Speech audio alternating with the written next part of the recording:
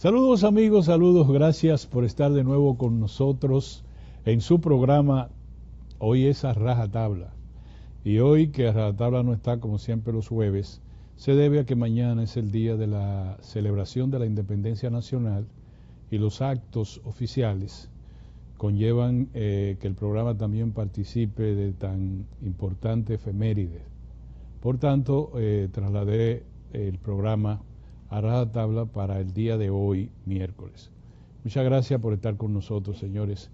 Este programa también está con ustedes durante la semana en las plataformas, a través de Teleradio América, en su plataforma global, y también está en Super TV 55 en Santiago, en su plataforma, y también en el novedoso emprendimiento mediático Cananga TV. Estamos muy agradecidos, muy orgullosos de su participación en la platea de este programa, que está dirigido a gente inteligente, a gente patriota, hoy como nunca, a gente solidaria. En el día de hoy nos cuesta a nosotros, señores, especialmente, ojalá que muchos jóvenes puedan ver este programa, porque está dirigido a ellos. Mañana cumplimos 181 años como república libre e independiente. Hemos tenido altas y bajas en nuestro nivel de soberanía, de independencia, de autodeterminación. Nuestro país ha sido intervenido 2 veces en el siglo pasado por los Estados Unidos. Una vez fue una ocupación que duró 8 años, de 1916 a 1924. Una ocupación que deberíamos retrotraerla, si se puede usar ese término, a estos tiempos, porque fue una ocupación por razones más que políticas, por razones económicas, por el alto endeudamiento que tenía la República Dominicana, el cual nos obligaron a entregar las aduanas a el Tesoro de los Estados Unidos, la administración de las aduanas dominicanas durante un periodo importante, 8 años, pero además no fue hasta 1945 cuando pudimos conjurar la deuda externa que especialmente a Estados Unidos, aunque también a Europa. Y hoy hay países que tienen que dar su soberanía económica para poder pagar deudas en este caso de naturaleza militar, como es el caso de Ucrania. Y nosotros hemos llamado poderosamente la atención del gobierno del presidente Luis Abinader sobre lo que se denomina un preocupante endeudamiento. El endeudamiento termina en intervención. Ya la intervención no es con las botas militares como en el 16 y como en el 65, que fue por un objetivo de naturaleza política, la intervención de 1965. Ya pasa lo que va a pasar con Ucrania. El presidente Volodymyr Zelensky tuvo que llegar a un acuerdo con el presidente Donald Trump, traído a la fuerza, para entregarle la mitad de todos los recursos naturales importantes que tiene Ucrania, a cambio, primero, de pagar una deuda que Estados Unidos cita en 500.000 millones de dólares y que Ucrania cree que solamente son 100.000 millones. Pues para pagar eso, el 50% de los recursos de tierras raras, de petróleo, de gas natural y de otros que requiere el Estados Unidos, también como una garantía para que Estados Unidos intervenga en los niveles de seguridad de Ucrania, en un acuerdo unilateral propuesto por Estados Unidos, sin la participación de Europa, que dice que ha aportado el 60% de todas las ayudas de naturaleza militar que ha recibido Ucrania. A pesar de eso ha sido excluida por Estados Unidos y solamente discuten la paz en Ucrania Vladimir Putin por el lado ruso y Donald Trump por el lado de los Estados Unidos. Esto ustedes dirán, ¿por qué traigo por los cabellos esto en el análisis que quiero hacerle a ustedes sobre la independencia dominicana, sobre la independencia nacional. Ese es uno de los aspectos que uno le señala. La soberanía nacional hay que defenderla como niñas de propios ojos, todos los días y el de la fiesta de guardar. Hay que defender la soberanía nacional. Y le voy a explicar que la historia tiene acontecimientos que parecen repetirse, aunque con otros matices, con otras formas, pero en el fondo es la misma cuestión. Fíjense lo siguiente. José Núñez de Cáceres proclamó lo que la historia conoce como la independencia efímera, por allá por el año 1822, lo que provocó la intervención, la ocupación del ejército de los Estados Unidos, del ejército de Haití. Una ocupación que permaneció por 22 años. Dicen que el motivo, el argumento usado por los haitianos para ocupar la parte oriental de la isla fue que Núñez de Cáceres no erradicó la esclavitud en su planteamiento independentista. Pero realmente lo que pasó fue que no fue respaldado por Simón Bolívar ni el concepto, el proyecto político La Gran Colombia, porque tenía ya compromiso con Haití. Haití incluso había ayudado a Bolívar en la provisión de armamento y de municiones para el proyecto de la independencia de la Gran Colombia, que en ese tiempo era Venezuela, Colombia, Panamá, etcétera. Bueno, en ese momento y hasta 1844, los haitianos ocuparon y dominaron a la República Dominicana, a la parte oriental de la isla de Santo Domingo. Ahora, ¿qué fue lo que motivó la independencia, el impulso al proyecto independentista? Yo debo decirle esto: cuando los haitianos ocuparon la parte oriental, donde nosotros somos oriundos de aquí, que tenemos el idioma español, Duarte tenía 3 años de edad, y la mayoría de los trinitarios, el partido político que impulsó la independencia nacional, tenían más o menos esa misma edad o no habían nacido. Lo que quiero decirle que fue una generación que se forjó para promover y producir la separación de Haití y la independencia de la República. Durante muchos años a nosotros nos presentaron un Duarte viejo, tísico. Ustedes lo veían incluso en las imágenes de los billetes de $1, un Duarte que se veía enfermo, el Duarte exiliado en Venezuela. Pero Duarte, cuando comenzó su lucha y su planteamiento, y en él se forjó la idea de la independencia de la República, la separación de Haití, Duarte tenía 25 años. Es decir, era un joven. ¿Qué estábamos haciendo nosotros a los 25 años? Bueno, nosotros estábamos, en el caso mío y de muchos otros de mi generación, estábamos involucrados en la política. Pero Duarte era el jefe, era el ideólogo en un país, en un territorio con con alrededor de 200.000 habitantes, la mayoría descalzos, sin ningún tipo de desarrollo importante para ese tiempo, de ninguna naturaleza, ni de infraestructura viales, ni de nada.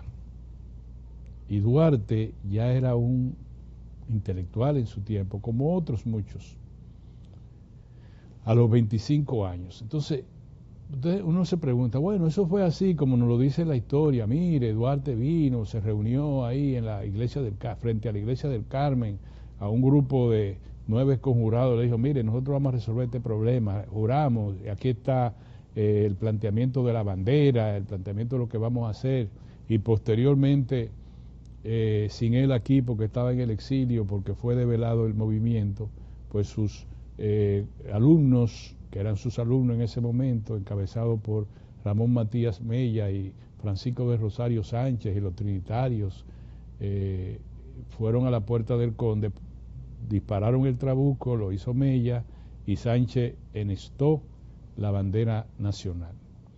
Ya eso fue, no. Es para yo poderlo traer a ustedes los jóvenes, a este momento históricamente determinado, yo necesito decirle a ustedes que se crearon condiciones objetivas para poder impulsar el movimiento independentista desde 1830. ¿Cuáles eran esas condiciones objetivas que hartaron a los residentes en la parte oriental de la isla? Bueno, lo primero es que los haitianos prohibieron el uso del idioma español, ni en documentos oficiales, ni en acto público. Eso quiere decir ni en la escuela, ni en ninguna parte. Cerraron la Universidad de Santo Domingo, prohibieron a todos, llamémosles dominicanos, aunque todavía no estaba proclamada la República, prohibieron a todos los habitantes de habla hispana, para decirlo más propiamente, de la isla, de la parte oriental de la isla de Santo Domingo, le prohibieron ejercer el comercio.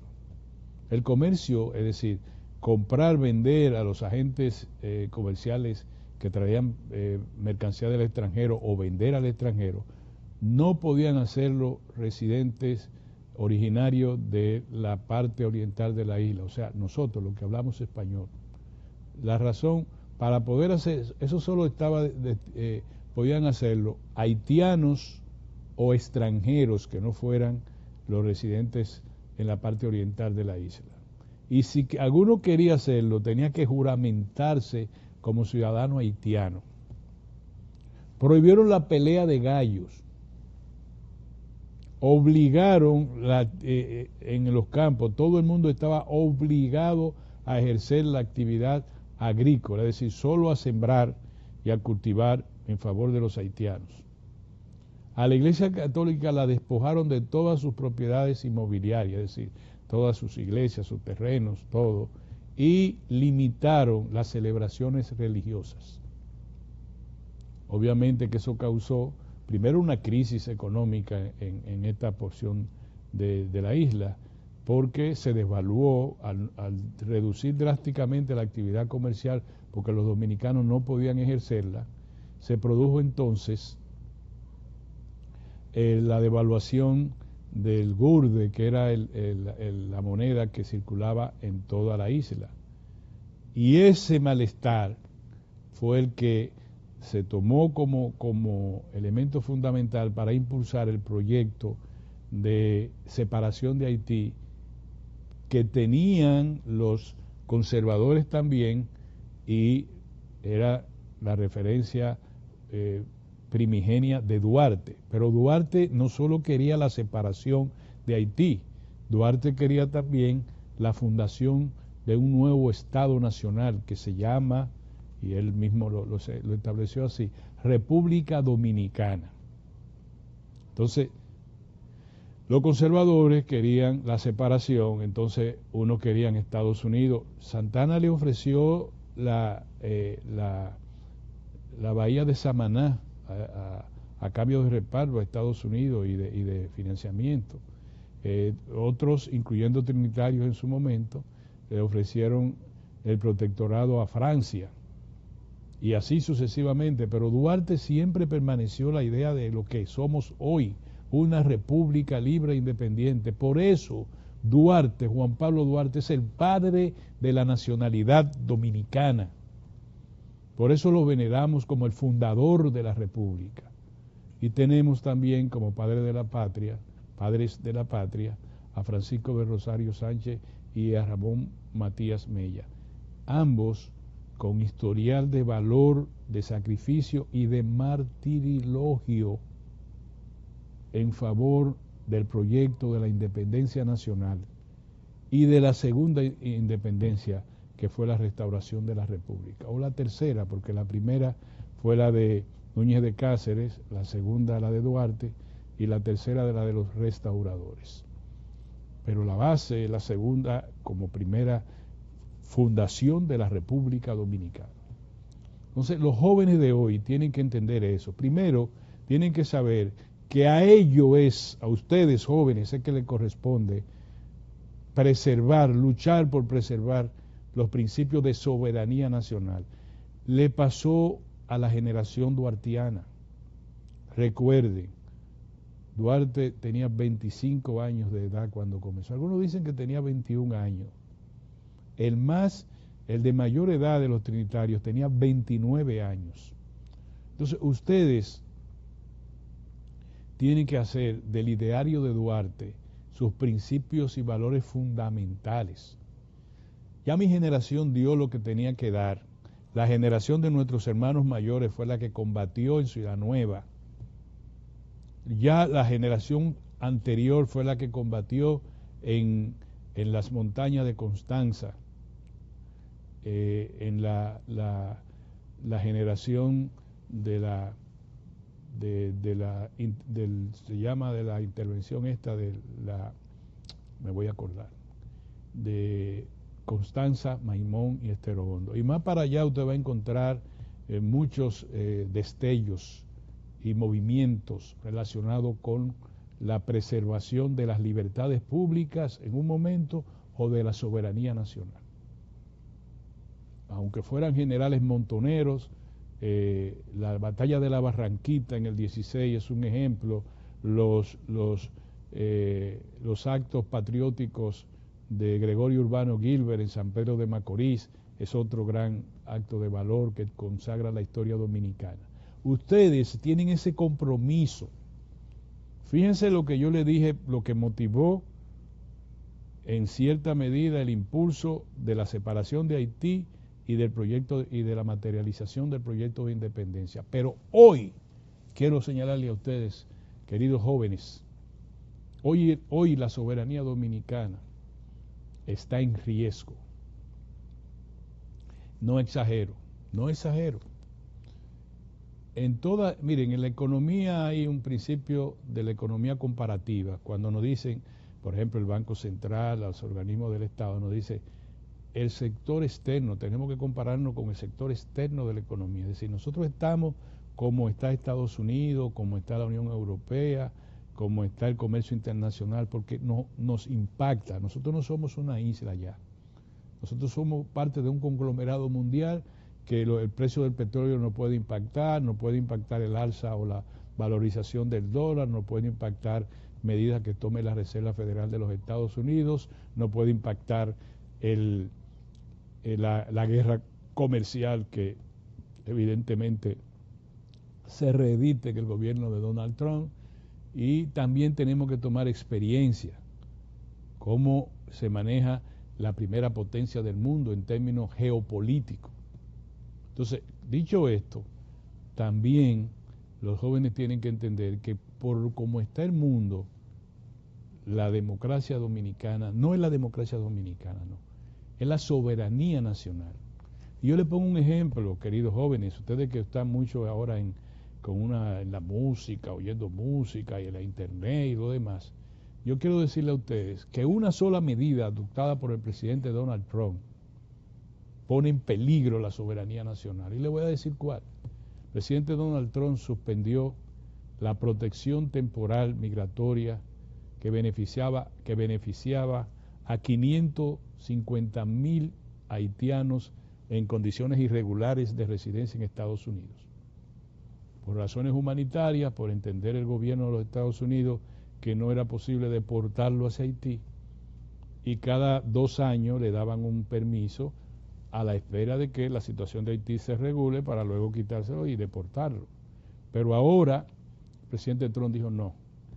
Y ese permiso vence en agosto. ¿Qué va a pasar?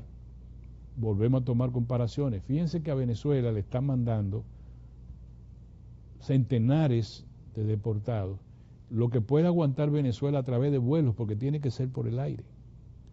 Pero le está mandando y obligó en esos términos el gobierno de los Estados Unidos a Costa Rica y a Panamá, a Honduras y a Guatemala,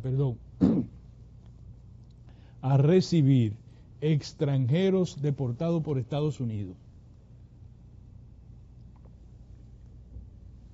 Extranjeros irregulares en Estados Unidos que son de Pakistán, de Afganistán, de Kurdistán, de todos esos sitios a más de 11.000 kilómetros de distancia de Centroamérica. Pero también venezolanos. Ahora se está dando una ruta a la inversa. Dado la agresiva programa de deportaciones de residentes irregulares en Estados Unidos, han optado centenares, miles de extranjeros de tomar la misma ruta por la que entraron a Estados Unidos, la ruta de México. Y ahora vemos una gran cantidad de venezolanos, de todas partes, colombianos, de todas partes, que toman la misma ruta esa del Mariel y van rumbo a sus respectivos países. ¿Qué va a pasar con los haitianos? Los haitianos no pueden tomar una ruta en tierra firme, que no sea como lo hicieron para llegar a Estados Unidos, pero para retornar no tienen recursos. Para tomar un vuelo de donde lleguen al final, que va a ser Panamá, Honduras, Costa Rica, y decir, bueno, yo llegué aquí, ahora me voy en un vuelo para Haití. No, hay que deportarlo a Haití. Y ayer mismo se señaló que las bandas haitianas están tomando de nuevo Principalía, mataron muchas personas en Puerto Príncipe, atacaron puestos civiles, y la policía haitiana dice que no aguanta más. Reclama de la comunidad internacional que le envíen más soldados, más policía, para poder soportar, ya no conjurar, soportar a las bandas haitianas. Ahora yo le pregunto a ustedes y a los jóvenes, yo sé que ustedes son muy inteligentes y muy patriotas. Ustedes saben el desprecio que tiene el gobierno, la administración actual de Estados Unidos sobre los haitianos, a los que acusó falsamente de que comen perros y gatos. Las mascotas de la familia americana se la comen ciudadanos indocumentados haitianos. Lo dijo el presidente Donald Trump. Número uno. Número dos, ¿qué medida ha tomado el presidente Donald Trump con respecto a Haití? Bueno, conjurarle de momento los recursos que estaban destinados a la Fuerza de Pacificación de Haití. Luego que no, que es que estamos revisando, en fin, es que no tienen dinero. Segundo, ¿qué otra medida se ha tomado para preservar o para ayudar a consolidar la seguridad y a combatir la violencia en Haití? Ninguna. Fíjense que Estados Unidos y Rusia lograron un acuerdo en el seno de la OEA destinado a Ucrania, pero nunca han logrado el acuerdo que todo el mundo civilizado ha pedido, de que se conforme una fuerza internacional de paz que restaure la paz en Haití. Y le pregunto a ustedes de nuevo, antes de irme a la pausa, ¿ustedes no creen, ustedes descartan, pregunto yo, la posibilidad de que Donald Trump en un momento determinado, a través de su secretario de Estado o canciller, le pida al gobierno dominicano, a pesar de que dijo que no, que entiende que el gobierno dominicano no debe hacer eso, que instale un centro de refugio de haitianos para poder recibir, aparte de los 550.000 haitianos, que se inicia su deportación a partir del mes de agosto? Se pudo negar a ese pedido Panamá. Panamá tiene un nivel de riesgo de inversión, asimismo un nivel de riesgo para su economía que se llama así, nivel de riesgo de inversión, es decir, que tiene un nivel alto de prestigio en su economía. Pudo decirle que no. Le dijo que no Costa Rica.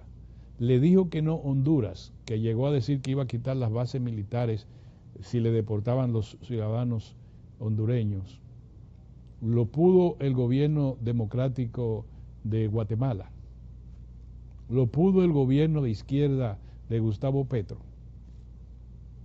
O sea, Gustavo Petro no ha instalado, no quiero yo decir eso, que ha instalado centros de refugio, pero ha tenido que recibir a todo el mundo, y todo el mundo pasa por Colombia cuando van para Venezuela y por esos lados, no vayan a creer que no.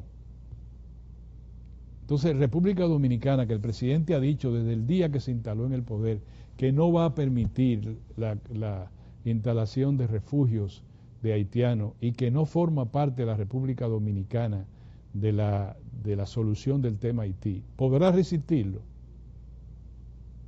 ¿Podrá el gobierno dominicano resistir un exabrupto del presidente Donald Trump como el de llamar dictador al presidente Zelensky y decirle que es un cómico modesto, que ha hecho buenos negocios comerciales con Estados Unidos, porque cada vez que visitaba Estados Unidos se iba con miles de millones que le entregaba el gobierno de la anterior administración? Entonces, cuando hablemos de independencia, no solamente lo proclamemos y nos pongamos los colores de la bandera y demás, sino que analicemos los niveles de riesgo que pueda tener ese don cónsono con nuestro propio gentilicio, que es una heredad duartiana. ¿Qué hacer? ¿Cómo la República Dominicana sobrevive a una explosión migratoria haitiana? Señores, no queremos exagerar, pero son casi 12 millones de haitianos. Más del 80% malvive entre la pobreza extrema, entre la pobreza, no pobreza moderada, pobreza crasa y pobreza extrema. Enfermo, sin trabajo, sin vivienda, en medio de la inseguridad, en medio de las epidemias. ¿Dónde van a hacer esa gente? ¿Se van a tirar al mar? Solo quería decirle eso y decirle, Duarte tenía uno dicen 21 años, otros dicen 25, cuando concibió y fundó la Sociedad Secreta La Trinitaria en el 1838. 8 años después de que se confluyeran todo lo que yo le señalé de la prohibición del dominicano a ejercer el comercio, de la obligación a mantenerse en el campo, en la agricultura, de la confiscación de los bienes de la Iglesia Católica, que por consiguiente era la principal, y ha sido siempre así, fe religiosa heredada de España, y la prohibición del idioma español, entre otras, la obligatoriedad de pertenecer al ejército haitiano.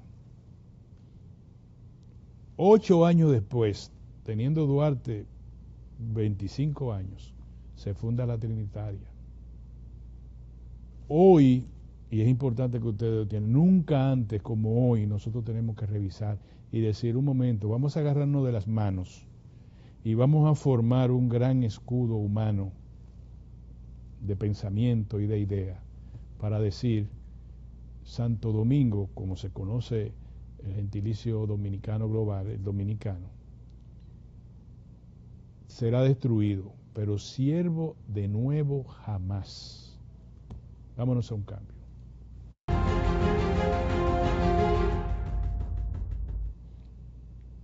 Bien, mis amigos, gracias por quedarse con nosotros, gracias a los que conectan con nosotros en este momento, en este programa. Este programa también está en YouTube, va a estar en YouTube. Usted puede acceder a él solamente con poner Orión Mejía o a Rajatabla y nos encuentra ahí, puede compartirlo con sus amigos, con lo que usted considere.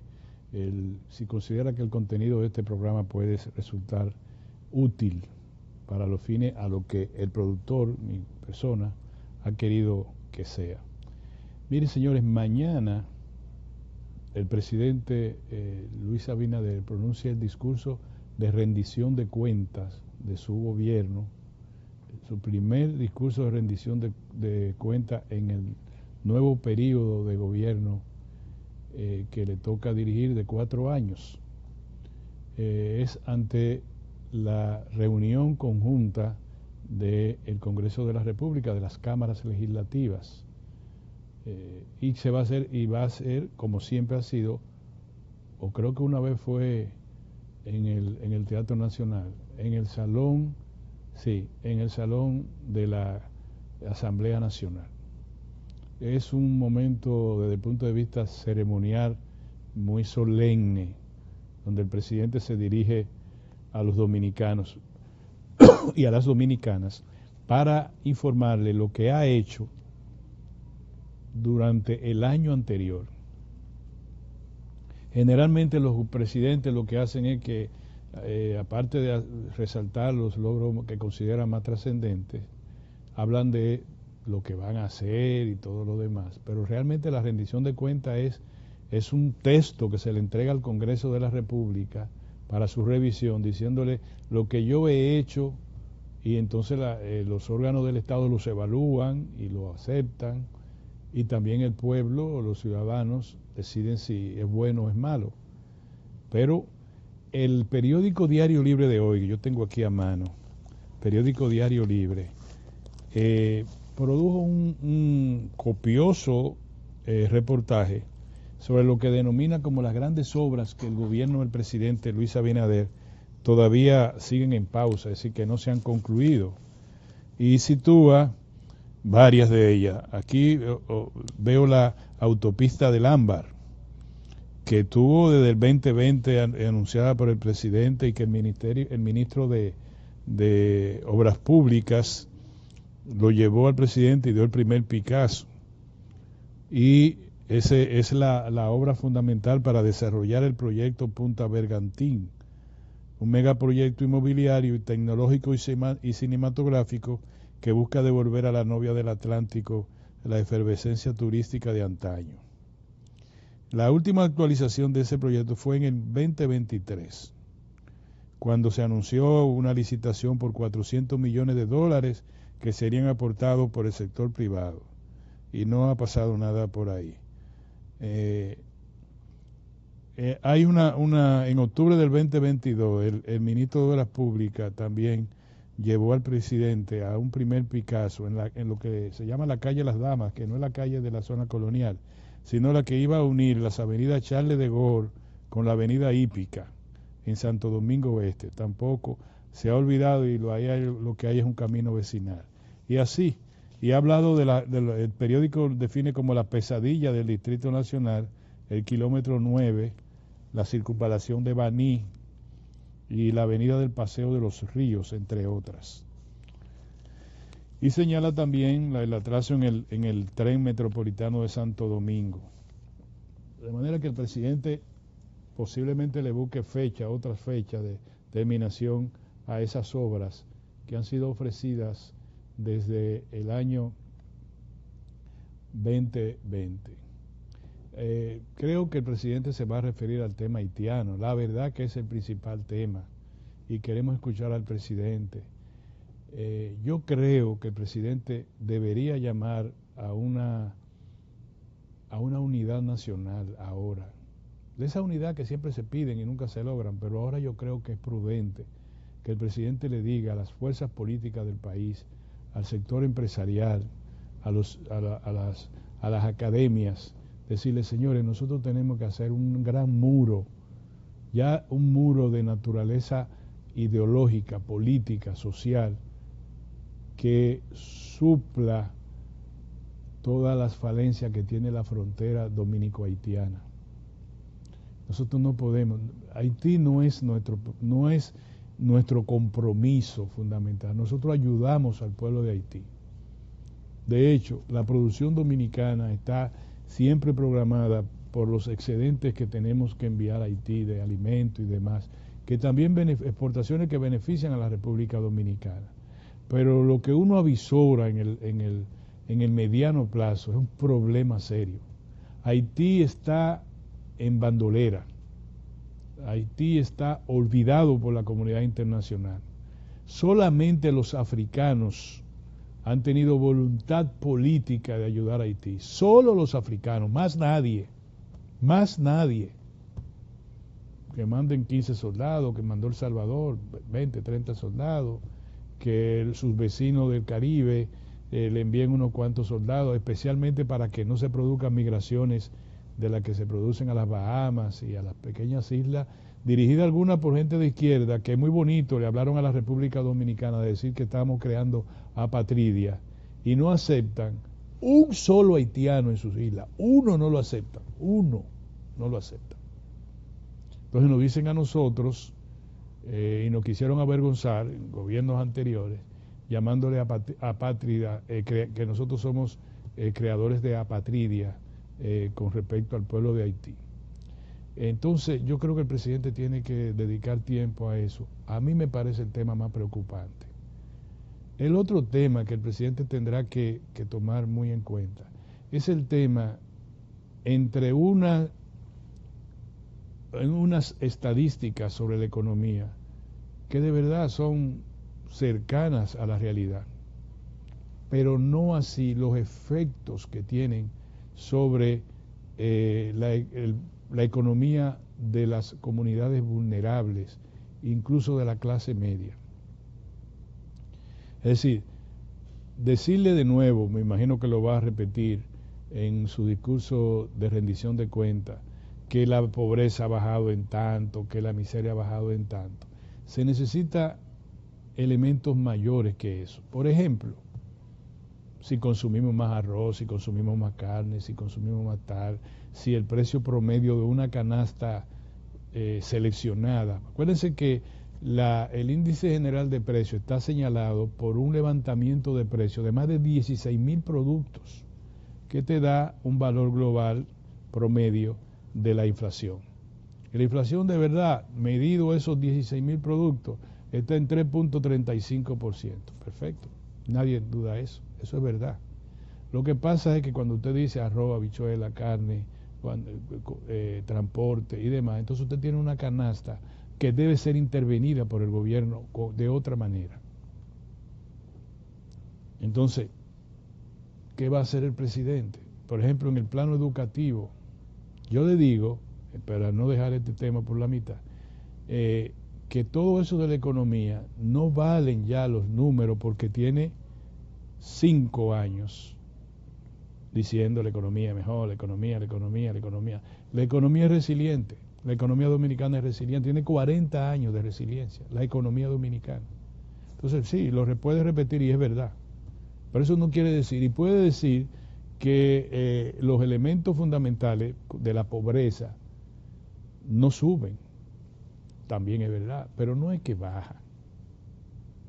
¿Y cuánto es el nivel de los programas sociales? ¿Cuál es la efectividad de los programas sociales? ¿Cuál es el tema que el presidente debería anunciar, algo que revolucione el sistema social, de seguridad social en la República Dominicana? No es posible. Si el presidente quiere, como lo ha dicho, dejar un legado en la vida dominicana para la historia, su meta ahora debe ser una revolución en el sistema de seguridad social. El SENASE está haciendo un buen servicio, especialmente en la atención de enfermedades catastróficas, gente que no tiene acceso a la hospitalidad, a los hospitales públicos, a la salud. Pero todavía no hay un sistema de salud social universal. Todavía tenemos serios problemas. Los hospitales no tienen las condiciones todavía. Hemos avanzado desde hace mucho tiempo, más de 10 o 12 años. Se han construido ciudades hospitalarias, como por ejemplo la que está hacia Villamella. Es una ciudad hospitalaria, tiene un hospital traumatológico, tiene ahí el centro de acumulación de manejo de sangre, tiene un hospital infantil, materno-infantil y otras instalaciones. Balaguer dejó la ciudad hospitalaria aquí de la Plaza de la Salud y Sedimás. Y desde el presidente Medina hasta ahora no se ha completado la ciudad del Hospital Luis Eduardo Aybar, que ahora se dice que va a ser una ciudad autogestionaria, que muy bien si se maneja adecuadamente para poder recibir al pueblo dominicano a través de un sistema de seguridad social, que se tenga acceso, que uno vaya con su carnet de seguridad social, sea el contributivo o sea el subsidiado, y uno pueda tener atenciones médicas en esa ciudad hospitalaria que tiene los hospitales más modernos del país. Nosotros tenemos una infraestructura hospitalaria adecuada. El gobierno está construyendo un hospital traumatológico, todavía está en pañales, está sobre la tierra, pero en la zona sur del país. Pero de eso tiene que hablar el presidente y tiene que empeñar su palabra en decir, vamos a revolucionar también el sistema pensional en la República Dominicana. Cuando yo termine mi periodo, yo voy a garantizar que la pensión que van a recibir los ciudadanos dominicanos, los trabajadores dominicanos y empleados, va a ser adecuada a consecuencia de una revolución que hemos hecho en el sistema pensional. Y los asesores del presidente no pueden seguir insistiendo en decirle que hay que enseñar el burro a no comer. Mientras menos. Yo creo que el presidente está un poco ya entendiendo la situación, porque su propuesta de un 20%, he hablado con sectores, un 20% al aumento del salario mínimo del sector privado no sectorial o no sectorizado. Algunos empresarios, lo que he conversado, me dicen, eso lo dijo él así, y como lo dijo en una rueda de prensa, que ustedes los periodistas meten al presidente en muchos líos, eso me decía un empresario. Él dijo eso y hoy va a tener que sustentarlo, pero eso es imposible, eso no puede ser, que sé yo cuánto. Digo, lo que no puede ser es un 10%. Y ustedes pretenden seguir enseñando al burro a no comer. Esa es la fábula del burro, de cada vez le doy menos comida, hasta que él se olvida de comer. Y entonces me ahorro toda la comida que le puedo dar al burro. Y es verdad, el burro termina no gustándole nada, porque pero se muere de hambre. Y eso tenemos nosotros. Hay un valor, un indicador de la economía dominicana que le llaman productividad, que no lo han hecho, no lo han manejado los empresariados. Aquí, y eso también fue una de mis discusiones con el equipo de la Z cuando me entrevistaron. Es decir, este país, si ha tenido un 5% promedio en los últimos 20 años de desarrollo, de crecimiento de la economía, quiere decir que la productividad es digamos, el alcance que tiene la producción, el incremento de la producción en un determinado periodo, aumentar la productividad. Con las mismas herramientas se aumenta la producción. Entonces, esa productividad señalada en utilidades en el mercado, ¿por qué no se refleja en los salarios? Porque hay algo que también eso es para discutirlo en otra oportunidad. La clase media vive del crédito, señores. Y la gente dice, no, porque se consume más arroz, más carne. No, se coge fiado. Más carne, más arroz, más de todo. Y se va pagando al paso. Gracias a la fortaleza del sistema financiero nacional, ahora se le ofrece una tarjeta a una clase media por 200, 300 mil pesos. Y el clase media generalmente ocupa todo ese crédito y reduce su salario real porque tiene que pagar una tasa de interés elevada por ese crédito de tarjeta que tiene, de plástico. Entonces pregunten ustedes, háblenle con cualquier economista y díganle cuál es el nivel de crédito que tiene el consumidor a través de la tarjeta de crédito global. Pregúntenlo en la superintendencia de bancos y le van a dar ese detalle. Ustedes verán lo elevado que es la deuda que todos tenemos de tarjeta de crédito. Entonces no me digan que hay que la clase media está boyante, que si yo. No. Entonces el presidente tiene que manejar esos indicadores económicos con mesura mañana, para que la gente pueda entender. Segundo, el sector eléctrico. ¿Cuánto nosotros tenemos? Son varios gobiernos,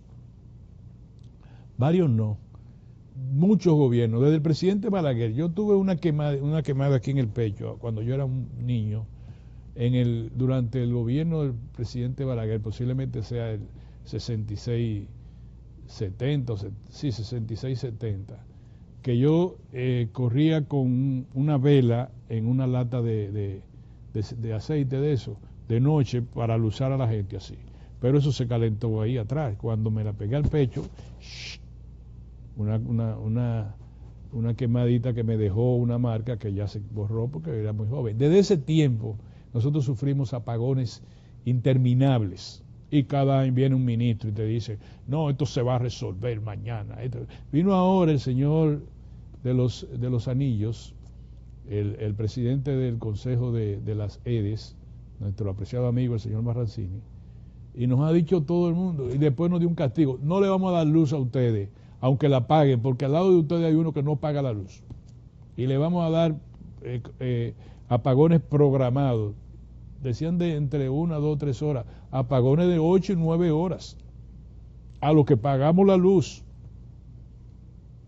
Y después el presidente dice, eso es insostenible. Entonces, el señor Marrancini, muy cauto y muy eficiente en eso, dijo, no, vamos a suspenderla por unos meses, en lo que nosotros le buscamos otra vuelta, porque ¿cómo usted me va a mí por dar apagones si yo estoy pagando mi luz?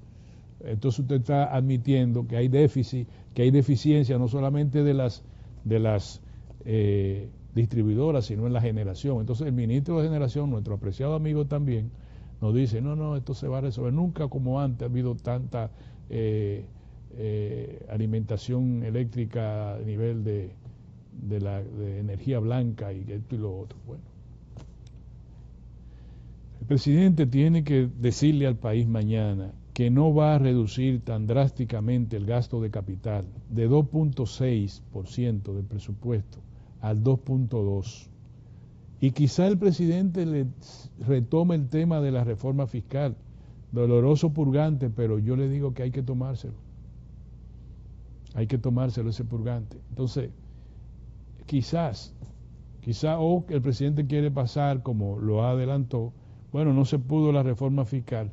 Esa reforma fiscal era inviable porque fue mal diseñada, muy mal diseñada, torpemente diseñada. Quizás el presidente pueda asesorar por otros técnicos en la materia y quizás podamos tener una reforma fiscal que no abuse de tanto de nosotros, la clase media y los trabajadores, y que le meta mano a lo grande del país a través de los subsidios y las exoneraciones a lo grande del país, que no se pudo porque no hubo manera de marcharle a ese sector económico, no hubo manera de marcharle, eso fue todo. Pero a nosotros sí.